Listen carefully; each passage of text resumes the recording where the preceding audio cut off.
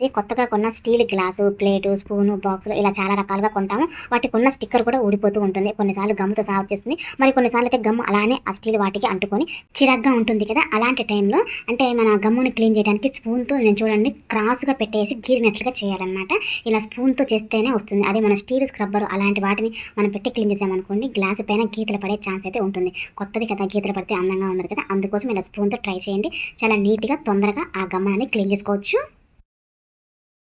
తర్వాత టిప్ వచ్చేసి సామాన్ కడ్డీని వెలిగించిన తర్వాత పెట్టడానికి స్టాండ్ అనమాట. స్టాండ్ అంటే ప్రాబ్లమ్ లేదు. స్టాండ్ లేకుండా ఆల్టర్‌నేటివ్‌గా మనం ఎలా వెలిగించాలి, అదే ఎలా నుంచోబెట్టాలి, ఎలా తగిలించాలి అనే దానికి చాలా రకాల టిప్స్ అయితే ఉన్నాయి. నేను కూడా చాలా రకాలు షేర్ చేశాను. ఇక నేను కొత్తగా షేర్ చేశాననమాట. అదేంటి అంటే ఈ స్టాండ్‌ని పెట్టడానికి అంటే ఈ సామాన్ కడ్డీని నుంచోబెట్టడానికి క్లిప్ ఉంటుంది కదా! బట్టలు పెట్టే క్లిప్‌ని అలా పెట్టేసి ఏదైనా గ్లాస్ పైన పెట్టామనుకోండి చక్కగా స్టాండ్ లాగా ఉంటుంది. ఇంకా మనం వెలిగించిన ఆ సామాన్ కడ్డీ పొడుము కూడా లోపలే పడిపోతుందనమాట. ఎక్కడికి పడదు. ఇంకా మనం ఎక్కడైనా పెట్టాలన్నా సరే ఈజీగా క్యారీ చేసుకోవచ్చు. కొత్తగా ఉంది కదా! తప్పక ట్రై చేయండి.